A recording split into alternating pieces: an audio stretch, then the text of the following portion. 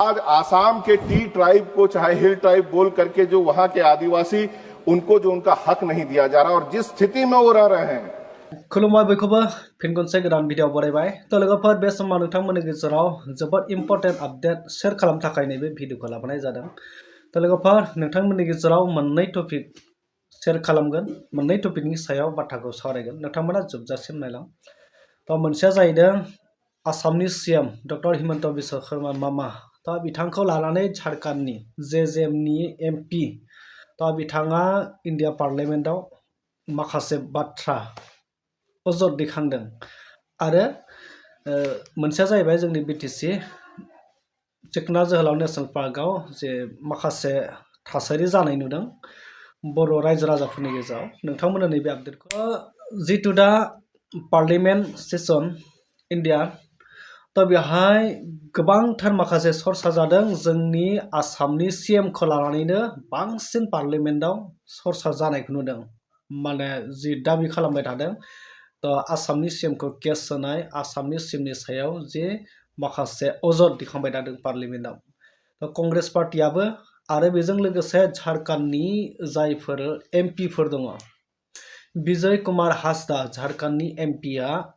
आसामनि CM doctor Himanta Biswa शर्मानि सायाव माखासे बाथ्रा फोरमायदों स' आसामनि जायफोरा टी ट्राइबफोर सान्थालिफोर दा बैसोरनि सायाव जि माखासे आसाम गभर्नमेन्टआ जि माखासे बाथ्रा फोरमायनाय बा टी ट्राइबजों राननाय बा एसटी डिमान्डखौ होआखै बा गाज्रि थासारि जानाय दा बेखौ लानानै माखासे बाथ्रा फोरमायदों तो लोगोसे चिकना जोहोलाव नेशनेल पार्कआव जे माखासे हादान लाहैनाय बर' रायजोफोर तो बे बर' रायजोफोरनि गेजेराव माने दै सुबिदा खालामनो थाखाय बरिं लानानै थांदोंमोन जाहैदों तो बे बरिं लांनायाव बरिं जावनो नागिरनायाव तो जायफ्रा हादान सिफायनानै थाहैनाय बर' रायजोफोर तो बिथांमोना बरिंखौ जावनो हायाखै आरो एभिक्सन खालामजानो गिनानै बिथांमोना दावराव जादों तो नोंथांमोना नायग्रो भिडिअ क्लिपफोरखौ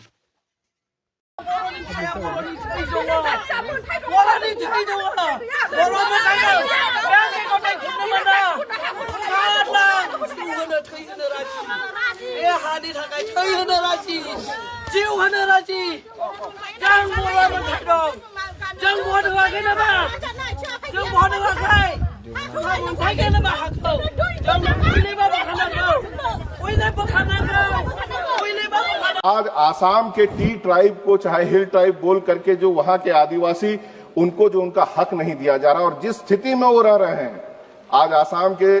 जो मुख्यमंत्री है उनका जो जिस तरह का विवादास्पद बयान सब आता है और उसके बावजूद मैं बोल रहा हूं बोलने दिया जाए जिस तरह का विवादास्पद बयान आता है चाहे वो अल्पसंख्यकों के विरोध में हो चाहे वो आपका जाकर के दूसरे दल के नेताओं के लोग के बारे में हो विजय जी आप भारत की पार्लियामेंट में देश के बजट पे चर्चा कर रहे हैं सर बजट के साथ उनके शब्दों के ऊपर मैं चर्चा कर रहा हूं इनको तकलीफ बहुत हो रही है क्योंकि सच्चाई बोल रहा हूं मैं की चर्चा क्योंकि सच्चाई बोल रहा हूं मैं आप झारखंड मैं ये कह सकता हूं कि वहां पर जिस तरह से अगर जो ट्राइब्स के ऊपर से अत्याचार हो रहा है वो बिल्कुल आपका मैं कह सकता हूं अपराध है एक मिनट क्या है पॉइंट आउट जो यहाँ पे सर लोग आज विरोध कर रहे हैं मैं सर बहुत ज्यादा लंबा समय नहीं है हमारा मैं टाइम वेस्ट नहीं करूं 353 सर चलिए क्या है व्यवस्था वो ये कहता है कि जो भी इस सदन के सदस्य नहीं है या अपने को डिफेंड करने के लिए यहाँ मौजूद नहीं है उसके बारे में किसी प्रकार की कोई चर्चा नहीं हो सकती है इसीलिए असम के मुख्यमंत्री के बारे में जितनी बातें कही हैं उसको एक्सपंज करिए सर ये कृपया जो नियम 353 है सर जो व्यक्ति सदन का सदस्य नहीं है आप बैठ जाइए जो स्टेटमेंट इंडिया के लोगों के सामने उसे झुटलाया नहीं जा सकता है एक बात सुन लीजिए आप यहाँ पे विजय जी एक बात सुन करके बात हम इस पे व्यवस्था दे दे जो निशिकांत जी ने उठाया सर मैं अपनी बातों को समाप्त करूंगा हम ठीक है कृपया जिस व्यक्ति को सर आप जिस व्यक्ति को बात को पूरी तरह से जिस व्यक्ति को सफाई देने का अवसर यहाँ नहीं है उसका कृपया नाम या उसको लेकर मैंने नाम बिल्कुल नहीं लिया सर अपनी चर्चा समाप्त करें और लगातार इस देश की जो व्यवस्था खराब होती चली जा रही है मैं यहाँ के सदन के नेता की ही बात करूंगा जो शायद डिफेंड कर सकते हैं कि हमारे चौकीदार की तरफ से हमने सुना था कि हमारा क्या है, हम तो झोला उठा करके लेके चले जाएंगे।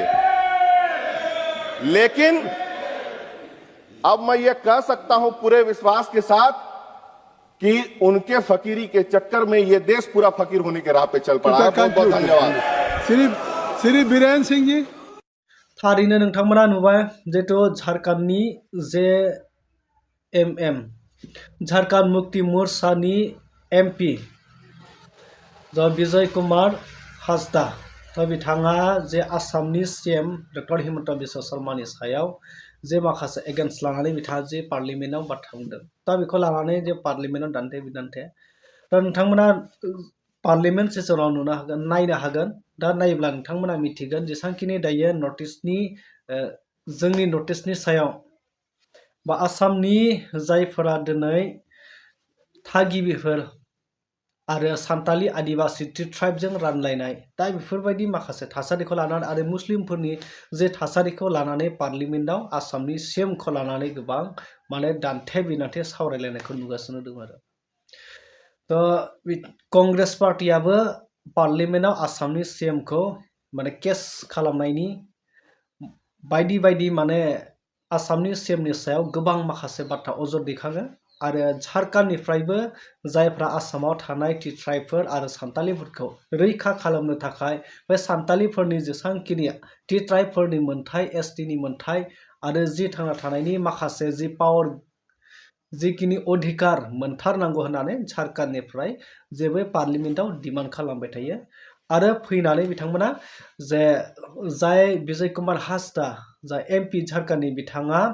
क'क्राझाराव जालांनाय जितु खेरनियाव जानाय जि जाथाय सान्तालिफोरनो न' सावनाय आरो बर'फोरनि न' सावजानाय दा सान्तालि गामियाव फैनानै बिथांमोना नायफैदोंमोन आरो बै सान्तालि गामिनि रायजोफोरजों बिथांमोना सावरायलांदों आरो